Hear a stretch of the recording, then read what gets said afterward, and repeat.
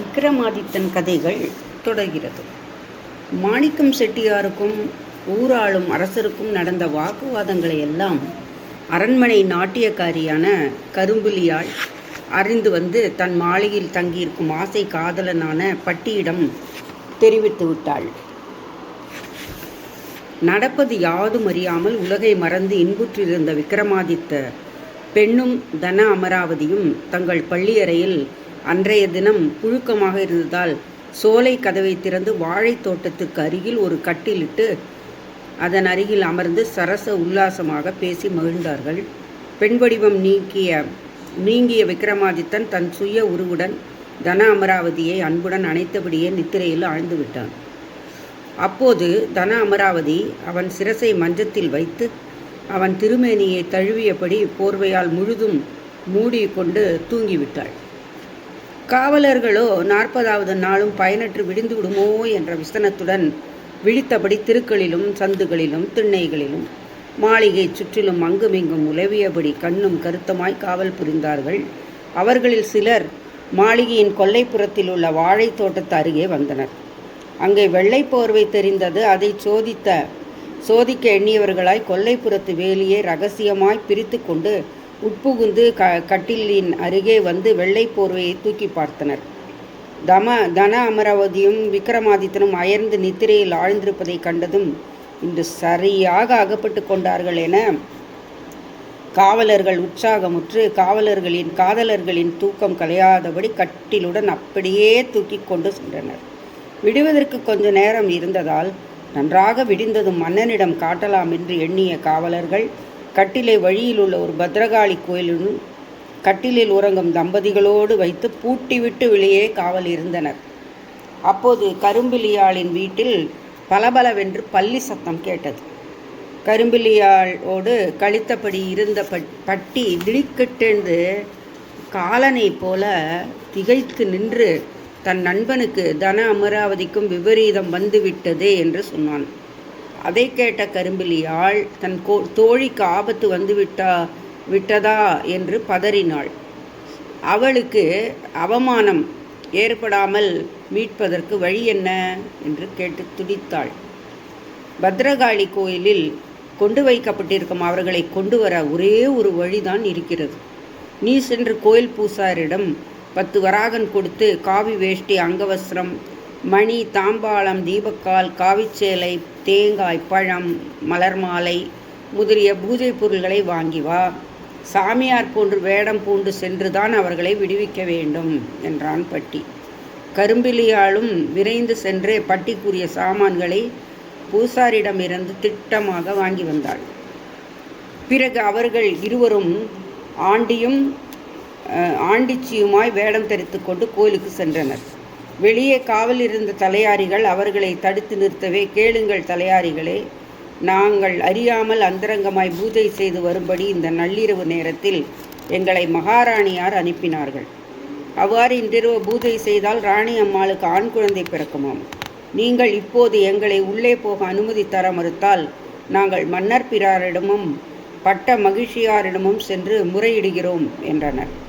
அதில் சில தலையாரிகள், நமக்கேனடா இந்த தொல்லை, மகாராணியாரின் கோபத்தை வீணாக ஏற்படுத்தி கொள்வானேன் என்று அவர்களை உள்ளே நுழைந்து பூஜை செய்து வர அனுமதித்து விட்டார்கள்.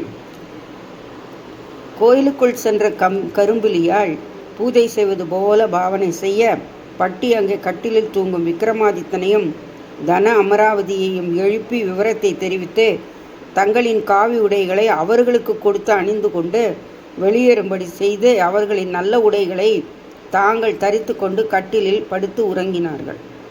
விக்ரமாதித்தனும் தன அமராவதியும் ஆண்டிச்சியுமாக கோயிலை விட்டு தந்திரமாக வெளியேறி காவலர்களுக்கு தேங்காய் மூடி பிரசாதம் கொடுத்துவிட்டு மாளிகையை அடைந்து வழக்கம் போல மேன்மாடத்தில் உள்ள பள்ளியறையில் படுத்து உறங்கினார்கள். பொழுது விடிந்தது. தலையாரிகள் கோவிலை திறந்து போர்வையால் மூடி கிடக்கும் கட்டிலை தூக்கி கொண்டு சென்று அரசர் முன்னில் வைத்து அந்த தன அமராவதியும் கள்ளக்காதலும் போர்வையால் மூடிக்கொண்டு இக்கட்டிலில் உறங்குகிறார்கள் என்று சொன்னார்கள். மன்னனும் மமதையுடன் வெற்றி புன்னகை புரிந்து மாணிக்கம் செட்டியாரை வரவழைத்து கம்பீரமாக நின்று கொண்டு, செட்டியாரே, நான் சொன்ன சொற்படி 40 நாட்களுக்குள் உமது சொந்த மகளின் சோரநாயகனை கண்டுபிடித்து விட்டேன். பார்த்தீரா, கையும் களவுமாய் பிடிபட்டிருக்கும் அவர்களை இப்போது கண்குளிரப் பாரும் என்றான் மமதையோடு.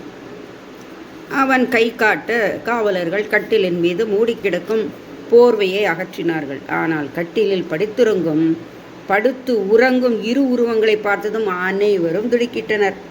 கட்டிலில் இருந்து சாவதானமாக பட்டியும் ராஜ நர்த்தகியுமான கரும்பிலியாலும் எழுந்தனர். தானும் பட்டியும் இருக்கும் சூழ்நிலை அரசவை என அறிந்ததும் ராஜ நர்த்தகி நாணத்துடன் நழுவிச் சென்று தூண்மறைவில் ஒளிந்து கொண்டாள். பட்டி சபையை நோக்காமல் தலையை குனிந்து கொண்டிருந்தான். அரசனும் தான். செட்டியாரோ மானபங்கம் நேரிடவில்லை என்று பெருமூச்சு விட்டார். தூணோடு தூணாய் நின்ற கரும்பிலியாள் மன்னனை நோக்கி, அரசே, ஆணும் பெண்ணும் அறையில் சயனித்திருக்கையில் அவர்களை உங்கள் காவலர் அம்பலத்திற்கு கொண்டு வருவதுதான் உங்கள் ஆட்சியின் தர்மமா? மற்றவர்களை தண்டிக்க வேண்டிய மன்னனே தவறு செய்தால் நாங்கள் யாரிடம் சென்று முறையிடுவோம்? எங்களை போன்றோர் இந்நகரில் இருக்கக்கூடாது என்றாவது தடை செய்யுங்கள். வேறு நாடு சென்று பிழைத்து போகிறோம் என்றாள்.